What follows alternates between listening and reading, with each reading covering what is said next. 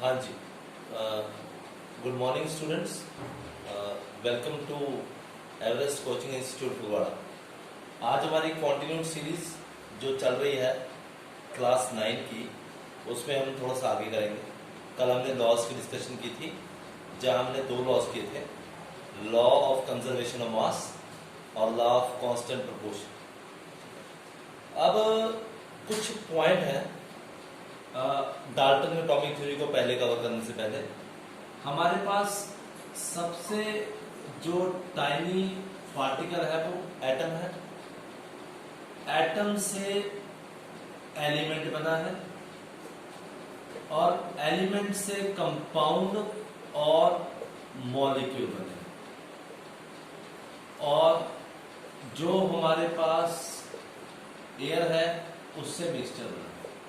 तो हमारे पास अगर हम दूसरा चैप्टर की भी जैसे बाद में वीडियोस डालेंगे तो वहां पे हम 1, 2, 3 और 4 का डिफरेंस भी देखेंगे। तो एटम, एलिमेंट जैसे हाइड्रोजन, आयरन, सोडियम, ठीक है। Molecule, it can be water. Compound, mixture में कंपोजिशन बराबर नहीं है, ठीक है, ओके। तो मैं आपको बेसिक इसलिए बता रहा हूं क्योंकि डाल्टन में इन कंसेप्ट का यूज होगा पोस्टुलेट में, ठीक है। तो हम शुरू करते हैं। तो कल हमने देखा था कि परमाणु और एटम, जो स्मॉलेस्ट इनडिविजिबल पार्टिकल है, उसको हम एटम बोलते हैं। और एटम एक बिल्डिंग ब्लॉक है एलिमेंट का।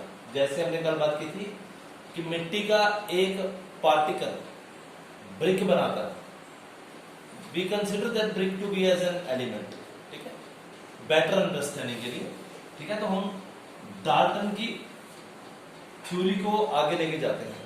डाल्टन वाज बोर्न, देखो 2 चीजें बड़ी जरूरी है केमिस्ट्री में, एक तो साइंटिस्ट का पूरा नाम, और John Dalton was a scientist and he was born in 1766. Okay, in 1808 he postulated atomic theory. postulated का मतलब कि उसने एटॉमिक थ्योरी के बारे में बताया, ओके। सो हमारा पॉइंट है कि जॉन डाल्टन, आप लिखेंगे अगर एग्जाम में पूछा जाएगा give the postulates of Dalton theory, तो आप लिखेंगे John Dalton, a scientist born in 1766, full stop. In 1808 he postulated atomic theory. The postulates are, postulate मतलब जो उसके प्रिंसिपल है, जो वर्किंग मॉडल के हैं। The postulates are मतलब जो उसको किया, ठीक है। फर्स्ट इज ऑल मैटर, सारा ब्रह्मांड एक छोटी छोटी पार्टिकल्स का बना है, कॉल्ड एज एटम्स, और ये एटम पार्टिसिपेट करते हैं केमिकल रिएक्शंस में। तो हम लिखेंगे all matter is made up of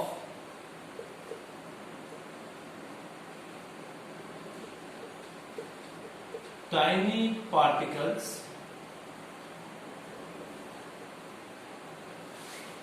called atoms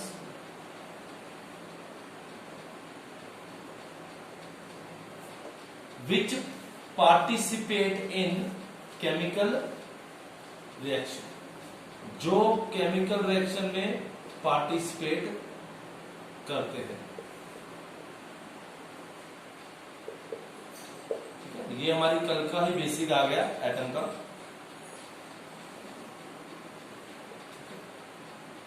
अब आपने, जैसे मैंने अभी थोड़ी देर पहले बताया था कि मॉलिक्यूल बना है, कंपाउंड बना है, मिक्सचर बना है, अब वो उसकी बात करेगा।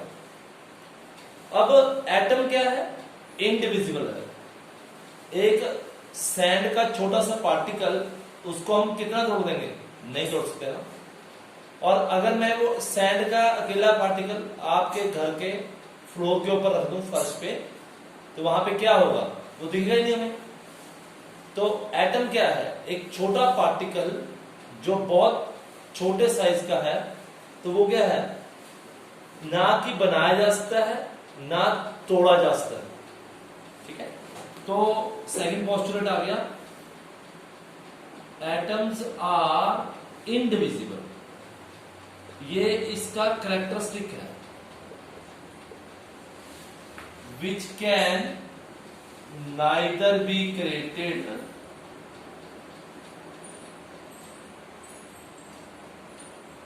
Nor be destroyed in chemical reaction.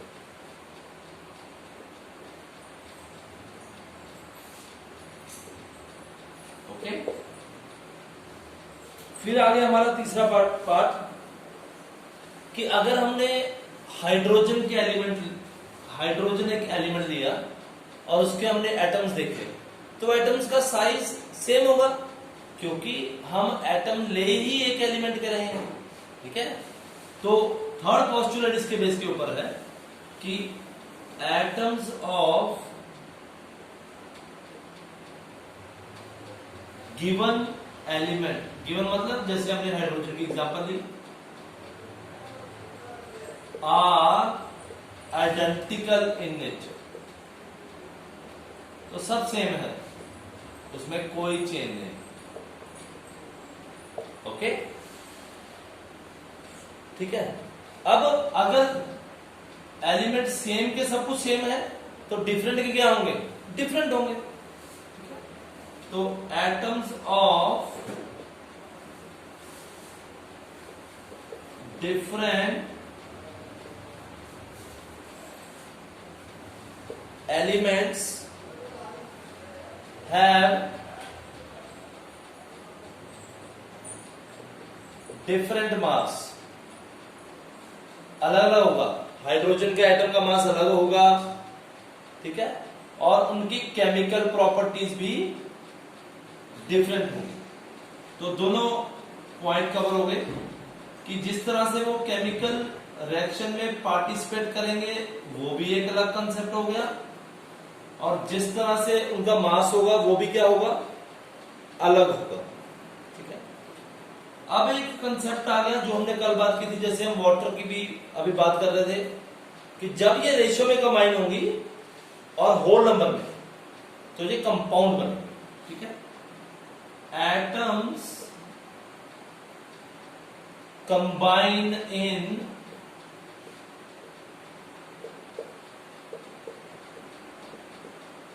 Ratio of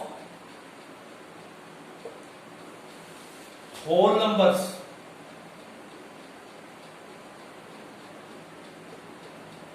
to form compounds. Okay okay जी। अब जब कंपाउंड में बनेंगे, जैसे मैंने बोला H2O बना, मान लें हम H2O को कंपाउंड मानते हैं, ठीक है, तो ये कंपाउंड बना, तो इसमें जो एटम्स होंगे वो दोनों के क्या होंगे? कांस्टेंट होंगे। ठीक है, तो बोलता है the relative number of, relative मतलब क्या होता है? कंपैरिजन। हाइड्रोजन और ऑक्सीजन को अगर मैं कंपेयर करूं तो उसको रिलेटिव बोलते हैं। The relative number and kinds of atoms are constant